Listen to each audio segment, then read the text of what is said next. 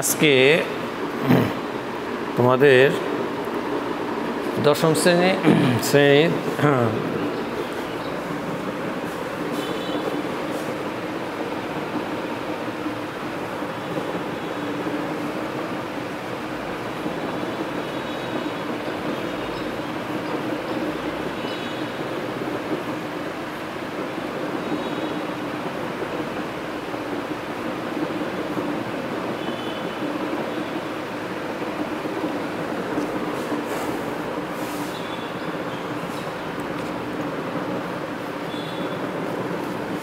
দশম শ্রেণীর একটি গুরুত্বপূর্ণ অধ্যায় অষ্টম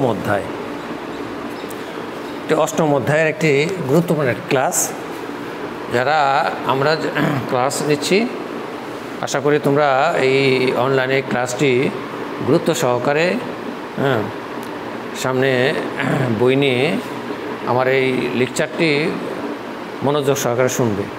অর্থাৎ লেকচারটি আমার কথাগুলো শুনবে এবং ব্ল্যাকবোর্ডে যে বিষয়গুলো লিখছি এর সাথে সাথে প্রত্যেকটা আলাদা আলাদাভাবে আমি তোমাদের বর্ণনা দিব।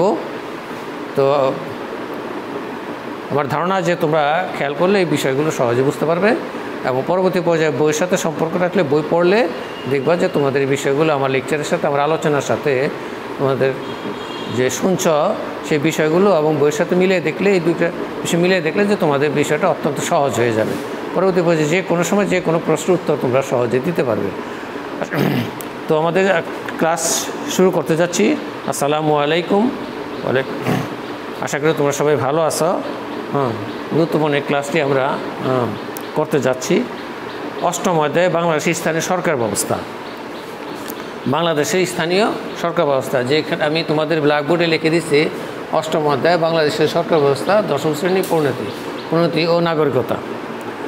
যে বিষয়টা তোমাদের উপস্থাপন করার জন্য যে প্রথম যে আমি ক্লাসটা তোমাদের নিয়েছিলাম স্থানীয় সরকার সম্পর্কে তোমরা নিশ্চয়ই ক্লাসটা দেখছো এবং বুঝতে পারছো যে স্থানীয় সরকারের দুইটা রূপ হয়, স্থানীয় সরকার, স্থানীয় স্বায়ত্তশাসিত সরকার। তো স্থানীয় সরকার এবং স্থানীয় স্বায়ত্তশাসিত সরকার যে বিষয়টা এর আগে আমরা যে আলোচনা করছি, ওর মধ্যে যে সমস্ত বিষয়গুলো ছিল যে স্থানীয় সরকারের গুরুত্ব, বাংলা স্থানীয় সরকারের স্বরূপ এবং বাংলাদেশ স্থানীয় সরকারের যে বিষয়গুলো যে স্থানীয় সরকারের মন্ত্রণালয়ের অধীন আর পার্বত্য চট্টগ্রাম বিষয় মন্ত্রণালয়ের অধীন, এই সমস্ত বিষয়গুলো তোমাদের ওই দিন পর্যালোচনা করেছে, আলোচনা করেছে। নিশ্চয়ই তোমরা এই বই পরবর্তী পর্যায়ে এই সমস্ত বিষয়গুলো বই থেকে সংগ্রহ করে আমার লেকচারগুলো শুনছ এবং বই থেকে সংগ্রহ করে বই থেকে মেন বই থেকে পড়ে নিয়েছো। এবং সবসময় খেয়াল রাখবা আমি তোমাদের যে ক্লাসটা করতেছি মেন বই থেকেই তোমাদের তথ্যগুলো নিয়ে নেওয়া হয়েছে এবং মেন বইতে যে সমস্ত বিষয়গুলো আলোচনা আসছে, যে সমস্ত বিষয় পর্যালোচনা করা হয়েছে, যে সমস্ত বিষয়গুলি লেখা হয়েছে, এই বিষয়গুলি তোমরা পড়লে তোমাদের কাছে সহজ হয়ে যাবে। এবং মেন বইয়ের ভিতরে প্রধান বইয়ের ভিতরেই বিস্তারিত আলোচনা করে দিয়েছে। এখন যে বিষয়টা তোমাদের সামনে উপস্থাপন করছি সেটা হলো যে ইউনিয়ন পরিষদ প্রথমত গঠন।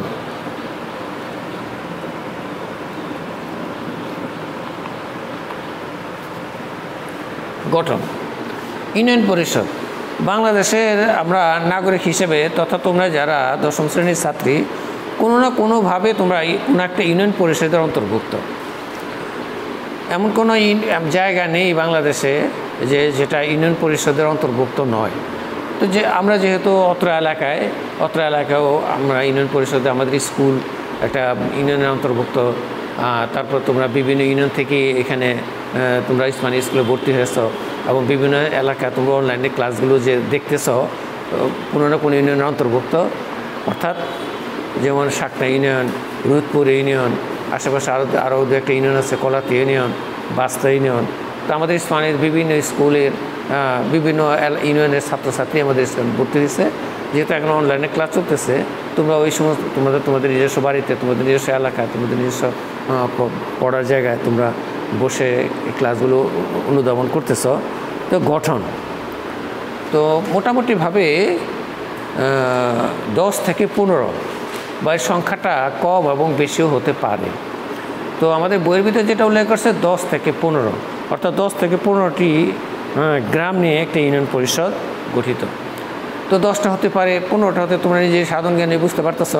কোনো ইউনিয়ন আছে বিশাল, এবং এদের জনসংখ্যাও অনেক বেশি। এমনকি এমন কতগুলি ইউনিয়ন আছে যেগুলো একটা থানার ভিতরে ইউনিয়নের জনসংখ্যা এত বেশি যে একটা থানার একটা সংসদ সদস্য একটা আসনের ভিতরেও কম, ইউনিয়ন পরিষদেই বেশি। তা আমাদের যেমন কেরানীগঞ্জের দক্ষিণে যে কেরানীগঞ্জ দক্ষিণ থানার সুবিধা, এত জনসংখ্যা যে অনেক সংসদ আসনেও এই এত জনসংখ্যা নেই। যাই হোক, আমরা সেদিকে যাচ্ছি না। তো বুঝতে পারছি যে এই সংখ্যাটা নির্দিষ্ট কোনো বাধা ছক নয়, বেশি হতে পারে, কম হতে পারে। এখানে 10 থেকে 15টির কথা উল্লেখ করা হয়েছে। 10টা কম হতে পারে, আবার 15টার বেশি হতে পারে। মোটামুটি একটা ধারণা দেওয়া হয়েছে যে 10 থেকে 15টি গ্রাম নিয়ে একটা ইউনিয়ন পরিষদ গঠিত। এখানে এই ইউনিয়ন পরিষদ যে গঠিত হয়, এখানে একজন চেয়ারম্যান থাকে। এর আগে তোমাদের একটু বলে দিই যে প্রত্যেকটা স্তরে, প্রত্যেকটা মানুষের, প্রত্যেকটা পরিবারের, প্রত্যেকটা গ্রামের নেতৃত্ব দেওয়ার জন্য কিছু কিছু কী থাকে, লোক থাকে। তো প্রশাসনিকভাবে এইগুলো ইউনিয়ন পরিষদ চেয়ারম্যান। যেমন পরিবারে একজন নেতৃত্ব দেওয়ার জন্য লোক থাকে, স্কুলে একজন নেতৃত্ব দেওয়ার জন্য লোক থাকে, প্রধান শিক্ষক তাকে সহায়তা করার জন্য সহকারী প্রধান শিক্ষক। এরা প্রশাসনিক কাজ সহ শিক্ষকদের এবং ছাত্রছাত্রীদের যে সমস্ত বিষয়গুলো আছে এরা সরজমিনে পর্যবেক্ষণ করে, এবং এগুলো তারা কী করে, এগুলোকে তারা উপস্থাপন করে কীভাবে শিক্ষার মানটা আগে নেওয়া যায়, এরা চেষ্টা করে। তদ্রূপ ইউনিয়ন পরিষদে একটা গ্রামের ভিতরে যে ইউনিয়ন পরিষদ, যে সমস্ত গ্রামগুলো আছে, গ্রামের ভিতরে যে সমস্ত মানুষগুলো বসবাস করে, এই সমস্ত মানুষগুলোর তাদের নাগরিক অধিকার, তাদের কর্তব্য, দায়িত্ব এবং তাদের কী কী অসুবিধাগুলো আছে, তাদের এই অসুবিধাগুলো দূর করে তাদের সুবিধাগুলো কী দেওয়া যায়, তাদের রাস্তাঘাটে চলাচলের জন্য, যোগাযোগের জন্য, বাজার, দ্রব্য সামগ্রী আনা নেওয়া, যানবাহন, এবং তারপরে তোমাদের বিভিন্ন রকম এই স্বাস্থ্য বিষয়ক এবং ধর্মীয় বিষয়ক সহ আরও যে সমস্ত তথ্যাদি যে মানুষের জন্য যে সমস্ত বিষয়গুলো প্রয়োজন, এই সমস্ত বিষয়গুলো ইউনিয়ন পরিষদের মাধ্যমে হয়ে থাকে। এগুলো পরবর্তী পর্যায়ে বিস্তারিত আসছে।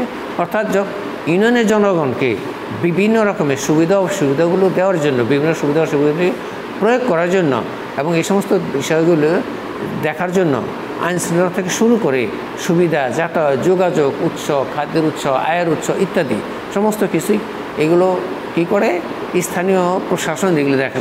তার মধ্যে ইউনিয়ন হল স্থানীয় প্রশাসনের মধ্যে সবচেয়ে কাছের মানুষ, সবচেয়ে বেশি কাছে, সবচেয়ে বেশি নিকটে পায় ইউনিয়ন পরিষদের চেয়ারম্যান, স্থানীয় ইউনিয়ন পরিষদের মেম্বারদেরকে।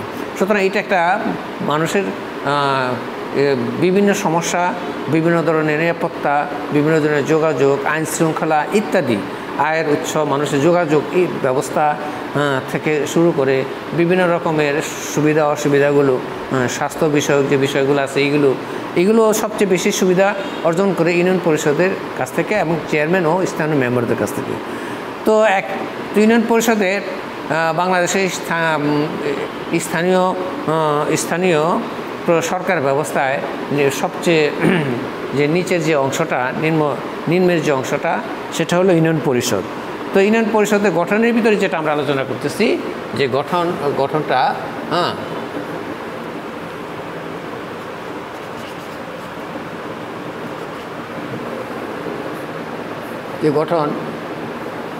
এই গঠনটা যে ইউনিয়ন পরিষদের একজন চেয়ারম্যান থাকে, এমনি জনগণ কর্তৃক নির্বাচিত, জনগণের ভোটে বাংলাদেশ স্থানীয় সরকার ব্যবস্থার যে আইন আছে সে আইন অনুসারে একজন চেয়ারম্যান সে কী করে, সে জনগণের ভোটে নির্বাচিত হয়।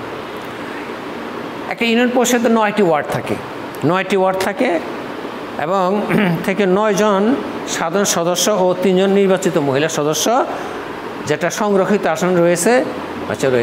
তাই 9টা ওয়ার্ডের 9 জন সদস্য, তার মধ্যে 3 জন হইল মহিলা সদস্য, এরা সংরক্ষিত আসনে। এই আসনগুলোতে কোনো পুরুষ নির্বাচন হতে পারবে না, একমাত্র মহিলা নির্বাচিত হবে এবং তারা জনগণের ভোটে নির্বাচিত হয়। তাহলে বোঝা গেল যে জনগণ কী করে, একজন চেয়ারম্যান নিযুক্ত করে 9টা ওয়ার্ডে 9 জন সদস্য নির্বাচিত করে নির্বাচন করে এবং 3 জন মহিলা সদস্য নির্বাচন করে। তবে মহিলাগুলো সংরক্ষিত এবং এই মহিলা আসনে অন্যরা দাঁড়াতে পারবে না। তবে তোমাদের বোঝার জন্য সহজ করে দিচ্ছি, সেটা হলো যে 9টা ওয়ার্ডে আবার মহিলারা তারা স্থানীয়ভাবে নির্বাচন করার যোগ্যতা রাখে, তারা নির্বাচন করতে পারবে। জনগণের ভোটে তারা নির্বাচিত হতে পারে। জনগণের কাছে এরা তাদের বিভিন্ন সুবিধা অসুবিধাগুলো উপস্থাপন করে তারা কি করতে পারবে, তারা নির্বাচিত হতে পারবে জনগণের ভোটের দ্বারা। তো তাহলে কি বোঝা গেল যে একজন চেয়ারম্যান, 9টি ওয়ার্ড, 9টা সদস্য এবং 3টা হলো মহিলা আসন, এরা সংরক্ষিত। এখানে শুধু মহিলা নির্বাচন করতে পারবে, অন্যরা দাঁড়াতে নির্বাচন করতে পারবে না। এমনকি তোমাদের বোঝার জন্য বলছি যে 9টা ওয়ার্ডে 9 জন ওয়ার্ডের পুরুষ সাথে নির্বাচন করার সাথে সাথে মহিলারাও তারা কী করতে পারবে, নির্বাচন করতে পারবে। আর 3টা যে আসন আছে সে 3টা আসন হলো শুধু সংরক্ষিত আসন। তাহলে ইউনিয়ন পরিষদে কয়টা ওয়ার্ড পাওয়া গেল? 9টি ওয়ার্ড। তো এখন এই 9টি ওয়ার্ডে 9 জন সদস্য জনগণের ভোটে নির্বাচিত হয়, এমনকি চেয়ারম্যানও জনগণের ভোটে নির্বাচিত হয়ে থাকে। আচ্ছা, তো মহিলা সদস্য প্রতি 3 ওয়ার্ডে একজন, প্রত্যেকটা ওয়ার্ডে 9টা ওয়ার্ডে 3টা করে ভাগ করলে 3টা ওয়ার্ডে একজন মহিলা তারা কী করে সংরক্ষিত আসনে নির্বাচন করে এবং এরা জনগণের ভোটেই নির্বাচিত হয়। ইউনিয়ন পরিষদে একজন বেতনভুক্ত সচিব থাকেন, উনি সরকারিভাবেই বেতনভুক্ত এবং উনি ওই যে সমস্ত প্রশাসনের কার্যকরগুলি আছে, চেয়ারম্যান এবং মেম্বার এদেরকে সহায়তা করে, এরা সরকারের বেতনভুক্ত। ইউনিয়ন পরিষদের কার্যকাল 5 বছর। প্রত্যেকটা ইউনিয়নের চেয়ারম্যান এবং সদস্য যারা হবেন তাদের মেয়াদ হইল 5 বছর। 5 বছর পর এরা আবার পুনরায় নির্বাচিত, এরা যে জনগণের আস্থা অর্জন করতে পারে তা পুনরায় আবার দাঁড়াতে পারবে, একাধিকভাবে তারা নির্বাচন করতে পারবে। সে জনগণের স্থানীয় লোকদের আস্থা, বিশ্বাস, কার্যবলী, তৎপরতা, তার যে যোগ্যতা, সেই যোগ্যতা মাপকাঠিতে তারা পুনর্নির্বাচন করতে পারবে। তবে মেয়াদ পূর্তি পূর্ব 2/3 সদস্য আস্থা ভোটে। এখানে আবার একটা বিষয় হলো যেটা আমরা তোমাদের জানাই দিচ্ছি, সেটা হলো যে একজন চেয়ারম্যান সে যদি তার কার্যকালে এমন কোনো অপরাধ করে বসে যা ইউনিয়ন পরিষদের নিয়মাবলীর মধ্যে অন্তর্ভুক্ত নয় এবং জনগণের কাছে তার গ্রহণযোগ্য নয়, এই সমস্ত শর্তাবলী সে যদি ইউনিয়ন পরিষদের চেয়ারম্যানের যে সমস্ত শর্তাবলীগুলো আছে তার আসন সংরক্ষণ তার আসন নির্বাচন করার জন্য, এইগুলোতে যদি সে কী করে কোনো মারাত্মক ধরনের অভিযোগ ওঠে, তাহলে স্থানীয় যারা মেম্বার আছে তারা 2/3 সদস্যের এই চেয়ারম্যানের উপর অনাস্থা আনতে পারে।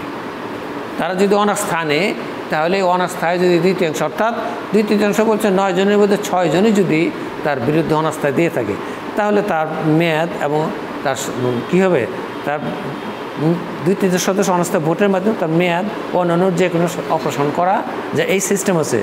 বাংলাদেশে সর্বমোট 4550 ইউনিয়ন আছে। তাহলে যে বিষয়টা তোমাদের সাথে উপস্থাপন করলাম সেটা হলো যে একজন চেয়ারম্যান এবং একজন মেম্বার এবং সংরক্ষিত আসনে 3 জন মহিলা, এরা 5 বছরে যে নির্বাচিত হয়, এদের মেয়াদকাল 12 বছর। হ্যাঁ, যদি এমন হয় যেটা তোমাদের সাথে উপস্থাপন করলাম সেটা এমন যদি হয় তাদের কার্যবলী, চেয়ারম্যানের কার্যবলী দ্বারা জনগণের সন্তুষ্ট এবং স্থানীয় সরকারের যে শর্তগুলো আছে এই শর্তগুলো পূরণে সে ব্যর্থ হয়েছে, তাহলে সে কী করতে, 2/3 সদস্যের ভোটে সে অনাস্থা হয়ে গেলে, অনাস্থা আসলে তাহলে তার অপসারণ হতে পারবে, তাকে অপারেশন করা যায়। এমনকি স্থানীয় সরকার উচ্চ পর্যায়ে যারা আছে মন্ত্রণালয় তারাও তাকে অপারেশন করতে পারে তার কার্যবলীর জন্য। আচ্ছা, তো ইউনিয়ন পরিষদে যে আছে এরা কি কাজ করে, এদের কাজের কি 2 নম্বর আমরা যেটা আমরা আলোচনা করতে যাচ্ছি কার্যবলী, ইউনিয়ন পরিষদের কার্যবলী। তো ইউনিয়ন পরিষদের যে কার্যবলী, সেই কার্যবলীগুলো আমরা জানি যে জনগণ সবচেয়ে বেশি উপকৃত হয় স্থানীয় মেম্বার এবং স্থানীয় চেয়ারম্যান দ্বারা। এদের কিছু কার্যগুলি স্থানীয়ভাবে নির্বাচন করা হয়েছে, এই সমস্ত কাজগুলি এরা করে থাকে। আচ্ছা, অর্থাৎ ইউনিয়ন পরিষদ জনগণের সবচেয়ে বেশি কাছের এবং জনগণের সাথে এরা সবচেয়ে বেশি মিশে। এই জন্য এটা একটা গুরুত্বপূর্ণ স্তর, অর্থাৎ ইউনিয়ন জীবনে গুরুত্বপূর্ণ একটা ভূমিকা পালন করে। গ্রামের সমস্যা দূরীকরণ, গণসচেতনতা বৃদ্ধি ও দায়িত্বশীল নেতৃত্ব তৈরি করার লক্ষ্যে ইউনিয়ন পরিষদ অনেক কাজ করে। যে কথাটা বললাম সেটা হলো যে গ্রামীণ সমস্যা দূরীকরণ, গ্রামে যে সমস্ত সমস্যাগুলো আছে, মানুষ যেহেতু বসবাস করে, আমরা যেহেতু বসবাস করি, তোমরা নিজেরও বুঝতে পারো, বিভিন্ন রকম সমস্যা গ্রামে থাকতে পারে। যোগাযোগের সমস্যা থাকতে পারে, স্থানীয় স্বাস্থ্য বিষয়ক সমস্যা থাকতে পারে, পয় নিষ্কাশনের ব্যবস্থা থাকতে পারে, স্যানিটেশনের ব্যবস্থা থাকতে পারে, স্বাস্থ্য বিষয়ক সমস্যা এগুলো থাকতে পারে। এই সমস্ত সমস্যাগুলো দূরীকরণে ইউনিয়ন পরিষদ সবচেয়ে বেশি ভালো ভূমিকা রাখে। গণসচেতনতা বৃদ্ধি ইত্যাদি ইউনিয়ন পরিষদের নেতৃত্বের মাধ্যমে এগুলো বৃদ্ধি পায়। অর্থাৎ ইউনিয়নের পরিষদের মাধ্যমে দায়িত্বশীল নেতৃত্ব, অর্থাৎ গুরুত্বপূর্ণ দায়িত্বশীল নেতৃত্ব সবচেয়ে বেশি দায়িত্ব নেতৃত্ব ইউনিয়ন পরিষদের মাধ্যমে আসে। কারণ স্থানীয় জনগণের সাথে মিশে এরা কি করে, জনগণের বিভিন্ন চাহিদা, জনগণের বিভিন্ন সমস্যার সময় অবলোকন করে তৈরি করে, আর জনগণ এদের সাথে মিশে কীভাবে একজন নেতৃত্বের কোয়ালিটি অর্জন করা যায়, নেতৃত্বের গুণাবলী অর্জন করা যায়, জনগণও কী করে এগুলো শিখে, এগুলো দেখে, বুঝে, পর্যবেক্ষণ করে শিখে পরবর্তী পর্যায়ে তারা কি করে, স্থানীয় পর্যায় থেকে শুরু করে উচ্চ পর্যায় পর্যন্ত এরা নেতৃত্বের আস্থা অর্জন করে নেতৃত্ব দিতে সক্ষম হয়। তো সেটা যেটা বলছি, বাংলাদেশের সর্বমোট বর্তমান অবস্থায় 4550টি ইউনিয়ন পরিষদ আছে। এবার আমরা কার্যবলী যেটা বিষয়টা আলোচনা করতে যাচ্ছি সেটা হলো যে ইউনিয়ন পরিষদ রাস্তাঘাট, সেতু, কালভার্ট নির্মাণ, রক্ষণাবেক্ষণ এবং রাস্তার ধারে বৃক্ষরোপণ করে থাকে। ইউনিয়ন পরিষদের যে কার্যগুলি আমরা এগুলো দেখি, বিভিন্ন ইউনিয়নে বিভিন্ন চেয়ারম্যান এবং মেম্বাররা যে মানুষের যে যাতায়াতের ব্যবস্থাটা একটা গুরুত্বপূর্ণ বিষয়। বর্ষা মৌসুমে, শুকনা মৌসুমে, শীত মৌসুমে, বিভিন্ন সময় বৃষ্টি মৌসুমে, বিভিন্ন সময় রাস্তাঘাটে যে সমস্ত সমস্যাগুলো হয়, এই সমস্যাগুলো উচ্চ পর্যায়ের নেতৃত্ব তো তাদেরকে খুব দ্রুত তাদের কাছ থেকে সাড়া পাওয়া কঠিন। ইউনিয়ন পরিষদের যারা মেম্বার আছে বা চেয়ারম্যান আছে এরাই সবচেয়ে বেশি কাছের এবং এদের কাছে জনগণ সহজে যেতে পারে, যার পরিপ্রেক্ষিতে যে স্থানীয় যে সমস্যাগুলো আছে এই সমস্যাগুলো সমাধানের জন্য জনগণ ইউনিয়ন পরিষদের যে সমস্ত মেম্বার এবং চেয়ারম্যান আছে তাদের কাছেই যায় এবং তাদের কাছেই সব সাড়া পায়। এই জন্য রাস্তাঘাট তৈরি, সেতু, কালভার্ট এবং এগুলো রক্ষণাবেক্ষণ ইত্যাদি ইউনিয়ন পরিষদেই কাজগুলো করে থাকে। এবং এর সাথে সাথে রাস্তার পাশে বিভিন্ন পুকুর, সরকারি পুকুর খনন, পানি ইত্যাদি চাহিদা মেটানোর জন্য এরা কি করে, এই যে রাস্তাঘাটে যে সমস্ত জায়গাগুলো আছে, খালি জায়গাগুলো, সরকারি যেগুলো আছে, এগুলোতে বৃক্ষরোপণ করে থাকে, বিভিন্ন রকমের গাছ তৈরি করে থাকে, যাতে জনগণের বিভিন্ন রকম সুবিধাগুলো অর্জন করতে পারে। 2 নম্বরে যে কাজগুলো ইউনিয়ন পরিষদ হয়ে থাকে সেটা কৃষি উন্নয়নের জন্য ইউনিয়ন পরিষদের উন্নত বীজ, সার, কীটনাশক সরবরাহ ও অধিক খাদ্য উৎপাদন উৎসাহ প্রদান করে। তো ইউনিয়ন পরিষদের যে যারা স্থানীয় নেতৃত্ব আছে জনগণকে কি করে বিভিন্ন রকম সুবিধা দেওয়ার জন্য, তার মধ্যে হলো যে উন্নত বীজ দিয়ে থাকে, সার, কীটনাশক এগুলো সরকারিভাবে দিয়ে থাকে এবং বেসরকারিভাবে হলো এগুলো বিভিন্ন রকমের উন্নত বীজ, সার, কীটনাশক সহ এগুলো সরবরাহ করার জন্য বিভিন্ন পরামর্শ দিয়ে থাকে। তাদের যে সমস্ত অভিজ্ঞতাগুলো জনগণের কাছে অ্যাপ্লাই করে বা প্রয়োগ করে, এই অভিজ্ঞতাগুলো জনগণের কাছে সেগুলো থেকেই তারা সংগ্রহ করে তাদের জীবিকা নির্বাহের জন্য কৃষি সহ অন্যান্য কাজগুলো করে থাকে। আচ্ছা, এবং কি করে দেশে খাদ্য উৎপাদনে সবচেয়ে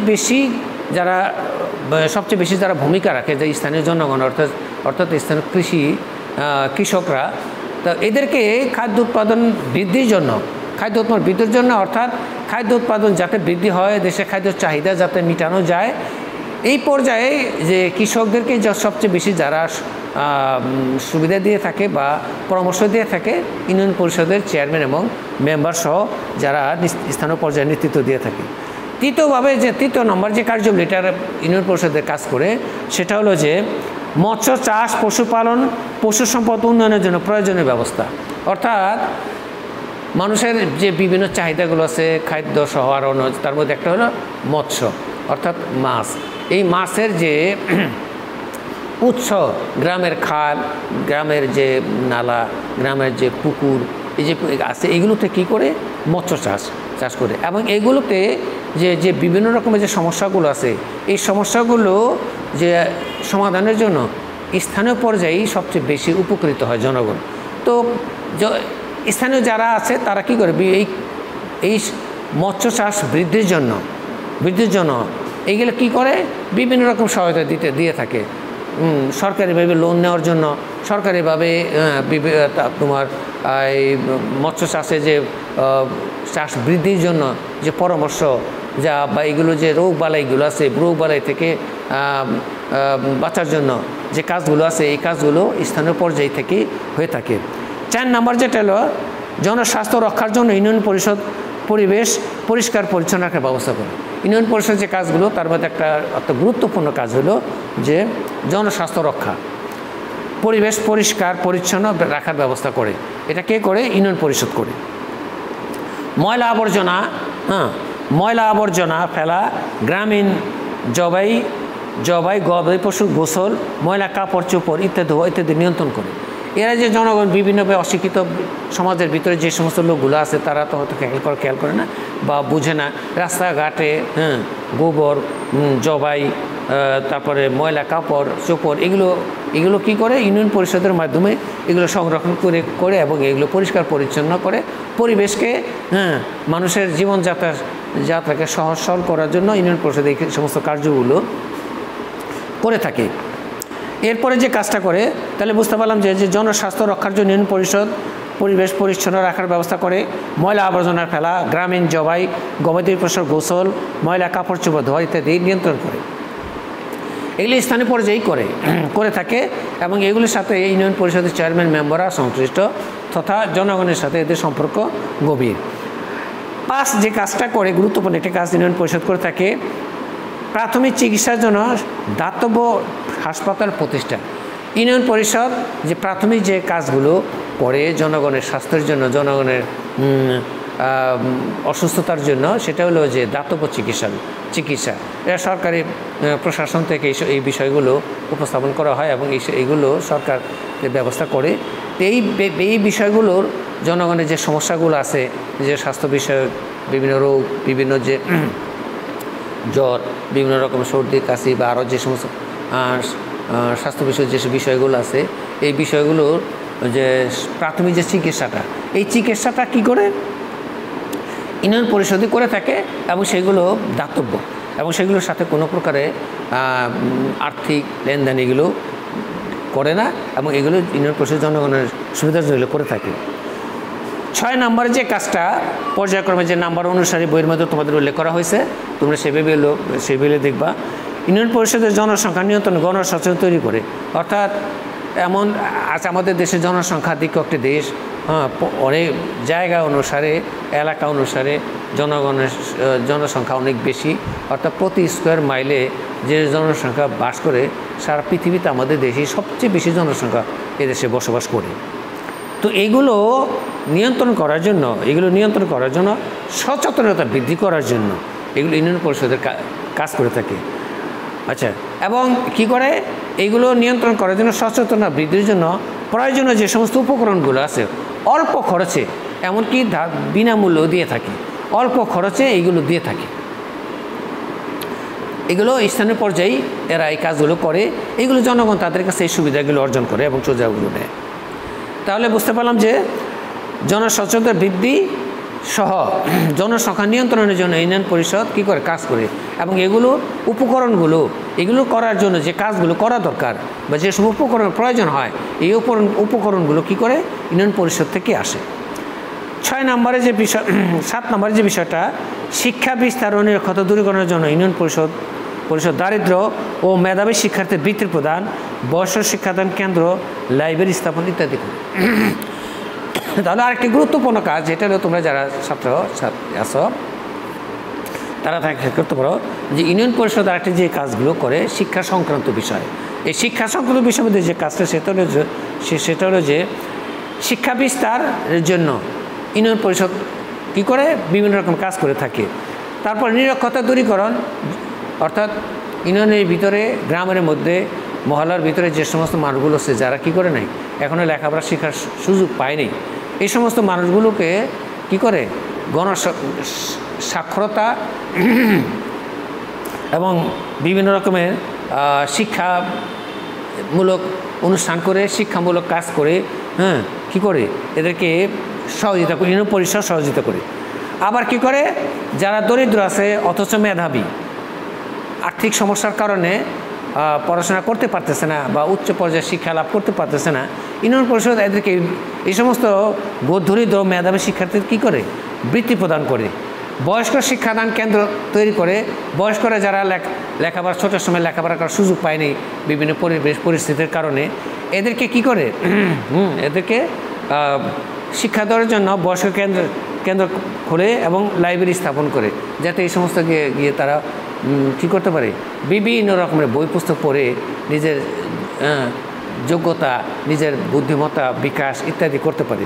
এইভাবে সমাজকে কি করে ইউনিয়ন পরিষদ কাজ করে বিভিন্ন রকমের জনগণকে সুবিধা দিয়ে থাকে। 8 নম্বর যে কাজটা করে, জনগণ অর্থনৈতিক উন্নয়নের জন্য কুটির শিল্পী স্থাপন, সমবায় আন্দোলন পরিচালনা করে এবং এ ব্যাপারে জন উৎসাহিত করে।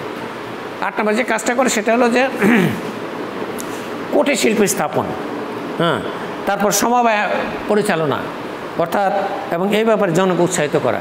কুটির শিল্প সমাজ ছোটো ছোটো যারা নিজের যাদের বাসায় আঙ্গিনায় নিজের উঠানে বসে এইখানে কী করতে পারে, তারা ছোটো ছোটো শিল্প, বাঁশ, বেত এবং বিভিন্ন রকমের স্থানীয় ব্যবহারের জন্য যে সমস্ত যন্ত্রপাতিগুলো আছে, বাঁশ দ্বারা, বেত দ্বারা, বিভিন্ন রকমের বস্তু উপকরণ দ্বারা তৈরি করতে পারে। এগুলো কি করে, এগুলো এই কুটির স্থাপনের জন্য স্থানীয় জনগণকে উদ্বুদ্ধ করা, স্থানীয় জনগণকে শিক্ষাদান করা, স্থানীয় জনগণকে প্রশিক্ষণ দেওয়া ইউনিয়ন পরিষদ করে, ইউনিয়ন পরিষদ করে থাকে। এবং এগুলোকে পরিচালনার জন্য, এগুলোকে বৃদ্ধি করার জন্য, সমৃদ্ধ করার জন্য উৎসাহ প্রদানও করে থাকে ইউনিয়ন পরিষদ। এরপরে যে কাজটা করে সেটা হলো যে 9 নম্বর, যেটা ইউনিয়ন পরিষদ নিজ অফিসে ব্যয় নির্বাহের জন্য বিভিন্ন ধরনের কর ধার্য আদায় করে এবং বিভিন্ন ধরনের রাজস্ব সংগ্রহকে সহায়তা করে। তো ইউনিয়ন পরিষদের যারা সদস্য আছে বা ইউনিয়ন পরিষদের যে সমস্ত কাজগুলো আছে, এই সমস্ত কাজগুলো করার জন্য যে সমস্ত ব্যয় বা অর্থ খরচ হয়, এইগুলো মিটানোর জন্য বিভিন্ন ধরনের কর ধার্য আদায় করে থাকে, বিভিন্ন ধরনের রাজস্ব সংগ্রহ সরকারকে সহায়তা করে, এটা ইউনিয়ন পরিষদ করে থাকে। তাহলে কর ধার্য, রাজস্ব আদায়, বিভিন্ন ধরনের রাজস্ব সংগ্রহ ইত্যাদি কী করে ইউনিয়ন পরিষদ সরকারকে এগুলো করার জন্য সর্বাত্মক সহযোগিতা করে থাকে ইউনিয়ন পরিষদ।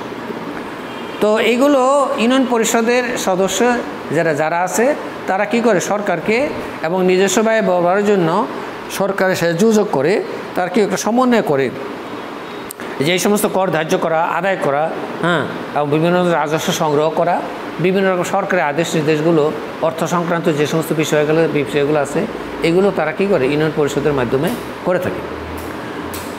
10, ইউনিয়ন পরিষদের জন্ম, মৃত্যু, বিবাহ রেজিস্ট্রেশন। এটা একটা গুরুত্বপূর্ণ। বর্তমান যুগে যে জনসংখ্যা যেভাবে বৃদ্ধি পাচ্ছে এবং আন্তর্জাতিক থেকে শুরু করে বিভিন্ন রকমের দেশ বিদেশে যে সমস্ত জনগণ আমাদের দেশের লোকেরা চাকরি, ব্যবসা, শিক্ষা ইত্যাদির জন্য যায়, তো এইগুলো বাইরের রাষ্ট্রগুলো তাদের জন্ম সনদ, তাদের বিবাহ এবং তাদের বিভিন্ন রকমের তথ্যগুলো সংগ্রহ, তাদের তথ্যগুলো, তাদের ডাটাবেসগুলো কী করতে হয়, বিস্তারিত এগুলো তাদের সংগ্রহের মধ্যে রাখতে হয়। এইগুলো কি করে ইউনিয়ন পরিষদ করে থাকে। তার মধ্যে যেমন আর কি জন্ম এবং মৃত্যু রেজিস্ট্রেশন, কী করে জন্ম এবং মৃত্যু রেজিস্ট্রেশন। আমরা যে বিষয়টা করতে যাচ্ছি, আলোচনা করতে যেটা আলোচনা আছে, যে কার্যগুলিটা আমরা আলোচনা করতেছি। তো তাহলে কি করে যে জন্ম, মৃত্যু, বিবাহ রেজিস্ট্রেশন করে থাকে। আমরা নিশ্চয়ই জানি, যারা গ্রামে বসবাস করি, বিবাহের সময় কি করে কাজে এসে তাদের বিবাহ রেজিস্ট্রেশন করে, আবার জন্ম রেজিস্ট্রেশন আমরা ইউনিয়ন পরিষদ থেকে জন্ম নিবন্ধন আমরা করে থাকি। বর্তমানে একটা জটিল পরিস্থিতি, সারা বিশ্বে, সারা পৃথিবীতে জন্ম নিবন্ধন জন্ম নিবন্ধন এবং মৃত্যু ইত্যাদি রেজিস্ট্রেশন কী করে ইউনিয়ন পরিষদ করছে। এটা একটা বর্তমান সময়ে বর্তমান যুগে এটা একটা গুরুত্বপূর্ণ কাজ ইউনিয়ন পরিষদের। 11 নম্বর যে কার্যগুলি কাজটা করে বন্যা ও অন্যান্য প্রাকৃতিক দুর্যোগের সময় ইউনিয়ন পরিষদের দুস্থদের সাহায্য পুনর্বাসন ব্যবস্থা করে। আমাদের দেশ বিভিন্ন রকম আবহাওয়ায় আমরা জর্জরিত, কখনো বন্যা হয়, কখনো ঝড় তুফান, যেটাকে এক ভাষায় বলে প্রাকৃতিক দুর্যোগ। এই যে এইগুলো হয়, এইভাবে হইলে কি হয়, আমাদের বিভিন্ন রকম সমস্যার সৃষ্টি হয়। রাস্তাঘাট ক্ষতিগ্রস্ত হয়, বিদ্যুৎ এগুলো ক্ষতিগ্রস্ত হয়, ক্ষতিগ্রস্ত যোগাযোগ ব্যবস্থা ক্ষতিগ্রস্ত হয়, বিভিন্ন রকমের জায়গা জমি বন্যায় প্রাকৃতিক দুর্যোগে ভরে ফসলাদি ক্ষতিগ্রস্ত হয়।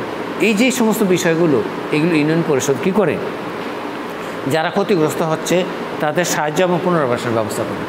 যখন যেটা প্রয়োজন হয় ওই সময় তাৎক্ষণিকভাবে ইউনিয়ন পরিষদ কী করে এই সমস্ত কাজগুলি তারা করে থাকে। তাহলে দেখা গেল যে জনগণ সবচেয়ে বেশি সুবিধা পায় ইউনিয়ন পরিষদের মাধ্যমে। এরপরে যে বিষয়টা সেটা হলো যে ইউনিয়ন পরিষদ গ্রামীণ জীবনের বিভিন্ন বিরোধ নিষ্পত্তির ব্যবস্থা করে। গ্রামের মানুষের বিভিন্ন রকমের সমস্যা থাকে, বিভিন্ন রকমের জটিলতা থাকে, জায়গা জমিনের জটিলতা থাকে, বিভিন্ন রকমের স্বাস্থ্য বিষয় নিয়ে জটিলতা থাকে, জনস্বাস্থ্য নিয়ে জটিলতা থাকে। আরও যে সমস্ত বিষয়গুলো উপরে আলোচনা করলাম এই সমস্ত বিষয়গুলো কি করে বিষয়গুলো থাকে। এইগুলো যে জটিলতার যে বিষয়গুলো, এই বিষয়গুলোর সর্বোচ্চ নিষ্পত্তির ব্যবস্থা করে ইউনিয়ন পরিষদ। অর্থাৎ সর্বোচ্চ 5,000 টাকা পর্যন্ত দেওয়ানি ও ছোটোখাটো ফৌজদারি মামলা বিচার ইউনিয়ন পরিষদ করতে পারে।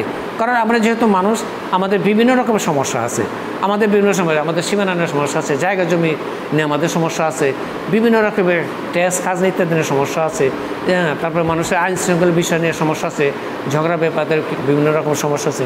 এইগুলো ইউনিয়ন পরিষদ করে থাকে।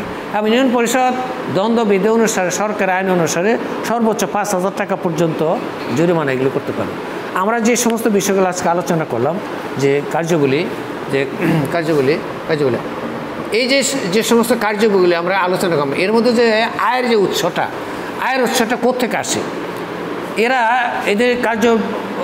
কাজ করতে গিয়ে বিভিন্ন রকম সমস্যা হয়, এদের আর্থিক সমস্যা হতে পারে।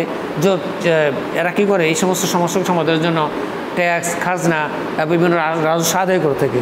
এদের আয়ের উৎসগুলো কোত্থেকে এরা এই সমস্ত সংগ্রহ করবে এবং এদের ব্যয়টা কীভাবে নির্বাহ করবে।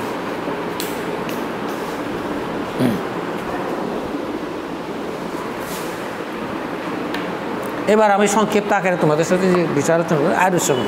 ইউনিয়ন পরিষদ আয়ের উৎস বিভিন্ন রকমের আয় করে থাকে। বাড়ি ঘর দালান কোঠার উপর কর নির্ধারণ করে এরা এই এখান থেকে আয় নেয় এবং আয় থেকেই তারা কী করে ব্যয় নির্বাহ করে থাকে। তারপর এই যে একটু আগে তোমাদের সাথে যে বিষয়টা আলোচনা করলাম সেটা হলো যে জন্ম, মৃত্যু এবং রাজস্ব যে আয়, এইগুলো থেকে এরা কী করে আয়ের উৎস আয় করে, এখান থেকে তারা টাকা সংগ্রহ করে, এই টাকাগুলি সংগ্রহ করে এবং এরা এই থেকে সংগ্রহ করে ব্যয় নির্বাহ করে থাকে। তৃতীয় যেটা হলো সিনেমা, থিয়েটার, যাত্রা, সার্কাস, মেলা ইত্যাদির উপর এরা কী করে কর আরোপ করে থাকে। স্থানীয় ইউনিয়ন পরিষদ কর আরোপ করে এখান থেকে একটা আয়ের উৎস হয়, এদের একটা আয়ের উৎস। যানবাহনের উপর এরা কী করে বিভিন্ন, যেমন আমাদের দেশে অটো রিক্সা সিএনজি এদের উপর লাইসেন্স পারমিট ইত্যাদি দিয়ে বাৎসরিক মাসিক ইত্যাদি এরা কী করে এখান থেকে একটা অর্থ সংগ্রহ করে, এটা তাদের একটা আয়ের উৎস। এরপর আছে লাইসেন্স পারমিট ফি। তোমরা খুব খেয়াল করবে যে আমি খুব দ্রুত এটা বলছি, লাইসেন্স এবং পারমিট, এরা লাইসেন্স দিয়ে থাকে, রিক্সা চালানোর জন্য লাইসেন্স, সিএনজি চালানোর জন্য লাইসেন্স এবং বিভিন্ন রকম ব্যবসা বাণিজ্যের জন্য পারমিট করে থাকে। বিভিন্ন সুপার মার্কেটগুলো যে আছে এই মার্কেটগুলোতে তারা কী করে লাইসেন্স দিয়ে থাকে, পারমিট দিয়ে থাকে, এইখান থেকে তারা একটা ফি সংগ্রহ করে। এরপরে যে কাজটা আয়ের উৎস সেটা হলো জনস্বার্থে বিশেষ কল্যাণকর কাজের জন্য ফি, অর্থাৎ জনগণের কল্যাণ, জনগণের জন্য চাহিদা মেটানো, জনগণের সুবিধার জন্য এরা কী করে বিশেষ ক্ষেত্রে আর কী করে এরা কিছু ফি নির্ধারণ করে থাকে, অনেক সময় এগুলো করে থাকে, এখান থেকে একটা আয়ের উৎস এরা পায়। এরপরে যে সর্বশেষ যেটা কাজ করে সেটা সরকার কর্তৃক প্রদত্ত বরাদ্দ, অনুদান ইত্যাদি এরা ওখান থেকে সংগ্রহ করে। আজকে তোমাদের যে বিষয়টা আলোচনা আমরা আনলাম যে ইউনিয়ন পরিষদের যে ইউনিয়ন পরিষদের আজকে যে পাঠটা ছিল ইউনিয়ন পরিষদের গঠন, কার্যাবলী, আয়ের উৎস উপজেলা পরিষদের যে বিষয়টা আজকে আলোচনায় আনতে গেল না, আগামী ক্লাসে ইনশাআল্লাহ তোমাদের সাথে যে যুবলীগের বিষয় সেই বিষয়গুলো আমরা আলোচনা পর্যালোচনা। তাহলে আমরা সহজভাবে বুঝতে পারলাম যে একটা স্থানীয় পর্যায়ে যে নেতৃত্ব বিকাশের জন্য ইউনিয়ন পরিষদ একটি গুরুত্বপূর্ণ বিষয়। এই গুরুত্বপূর্ণ বিষয়ের মধ্যে এর গঠন এবং এর গঠনের পর পরবর্তী পর্যায়ে এই স্থানীয় পর্যায়ের নেতৃত্বের জন্য যে ইউনিয়ন পরিষদে যে সমস্ত কার্যগুলি করে, তোমাদের বইতে যে 12টি বিষয় আছে, আরও কিছু বিষয় আছে যেগুলো পরবর্তী ক্লাসে যদি সম্ভব হয় আমাদের সময় থাকে হাতে আমরা ওই আলোচনা করব। এবং আয়ের উৎস প্রায় অনেকগুলো বিষয় আছে যেগুলো থেকে তারা আয়ের সংগ্রহ করে থাকে, যে বাড়িঘর, দালান কোঠা, জন্ম, বিবাহ, ভোজের ফি, সিনেমা, থিয়েটার, যাত্রা, সার্কাস, মেলা ইত্যাদির উপর কর দিয়ে রায়, যানবাহনের উপর কর দেওয়ার লাইসেন্স, পারমিট ফি, জনস্বার্থে বিশেষ কল্যাণকর কাজের জন্য ফি, হাট বাজার, জলমহল, ফেরিঘাট, ইত্যাদি টোল সংগ্রহ এবং সরকার কর্তৃক প্রদত্ত বরাদ্দ, বনদ ইত্যাদির মাধ্যমে এরা এই সমস্ত দিক থেকে কী করে বিভিন্ন রকম আয়ের উৎস করে এবং এগুলো তাদের ব্যয় নির্ভর করে। আজকের মতো তোমাদের কথা শেষ। আসসালামু আলাইকুম ওয়া রাহমাতুল্লাহি ওয়া বারাকাতুহু।